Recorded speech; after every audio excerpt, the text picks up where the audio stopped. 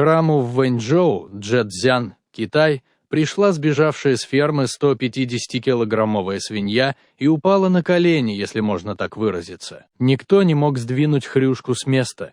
Помогли лишь монахи, которые прочли ей несколько буддистских молитв, после чего свинка ретировалась. В китайских интернетах бурно обсуждается инцидент со свиньей, которая стояла в глубоком поклоне перед буддийским храмом.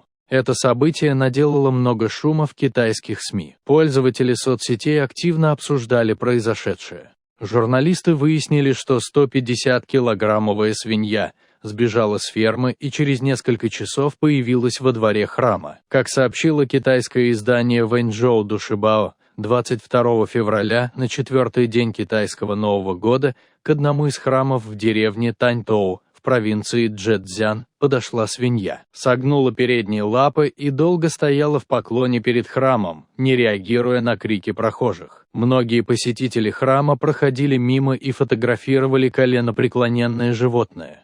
Фотографии и даже видео этой свиньи попали в интернет, и за день один из постов об этом набрал более 7,7 миллиона просмотров. Некоторые блогеры выразили подозрение, что у свиньи какие-то проблемы с передними ногами. Тогда журналисты отыскали хозяина свиньи по фамилии Хуан, который рассказал, что свинья вполне здорова и раньше ничем не болела. По его словам, в тот день у него из вольера сбежали 3 свиньи, среди которых была и эта. Он нашел беглецов только через несколько часов, а вечером отвез их на бойню. Только через день Хуан узнал, что его свинья молилась возле храма. Он сказал, что сожалеет о том, что отдал свинью на убой. Если бы он узнал об этом раньше, то оставил бы ее дома. Обсуждение этого инцидента в китайской блогосфере в первую очередь затронуло тему перерождений. Некоторые блогеры в шутку предположили, что эта свинья никто иной, как переродившийся Чжу Бадзе, один из главных героев знаменитого китайского романа «Путешествие на Запад»,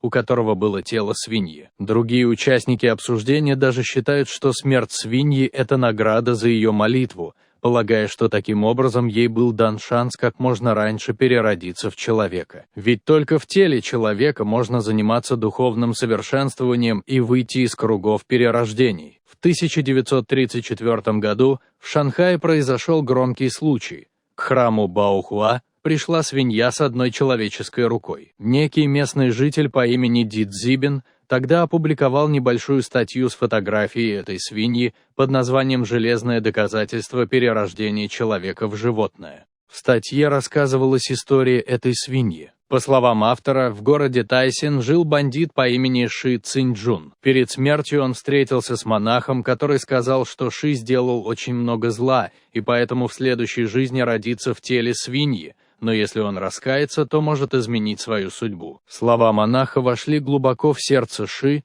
и он раскаялся в совершенных злодеяниях. Ши поднял перед грудью ладонь левой руки и попросил у неба прощения. Монах посмотрел на него и со вздохом сказал: «Ты обращаешься к небу, держа перед грудью только одну руку. Тебе не избежать тела свиньи, но ты не попадешь под нож мясника». В 1923 году Ши умер от болезни, а через несколько лет в деревне неподалеку родился странный поросенок, у которого вместо левой лапы была человеческая ладонь. Когда он ходил, его левая лапа-рука не касалась земли, а всегда была перед грудью. Хозяева не стали его убивать, а отдали в храм Баохуа. По злой иронии судьбы, хозяин фермы в тот же день отловил сбежавшую свинью и отправил ее на убой. Китайское сообщество в шоке. Молитвы свинье не помогли избежать смерти. Владелец свиньи не знал о странном событии в храме и, поймав свинью, отправил ее на мясо. Как странно.